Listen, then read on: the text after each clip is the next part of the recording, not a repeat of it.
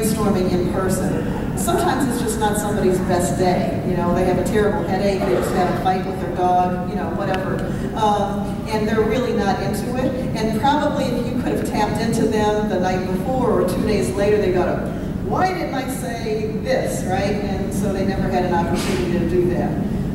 And also then, if you do get a good brainstorming list going, sometimes you can generate hundreds of statements, right? So if you could go back and look at this, in order for IABC members to perform their jobs well, we need more research on. We might come up with 200 possible answers. And that's great. That's a great brainstorming exercise. But then you're left with, how do I make sense of these 200 answers? Right? I mean, where does that lead us? We can't do 200 studies. But you don't want to shut them down right in that brainstorming session. But you can walk away with, well, what is more important? Or how do I make sense of these 200 statements? So this is what the system allows you to do. So I'm going to show you a little bit of the back end. As an administrator of the system, I go into a website on Concept Systems Global. This is entirely a web-based system, and I can set up the initial survey. How many of you have used SurveyMonkey or something like that? So pretty much everybody.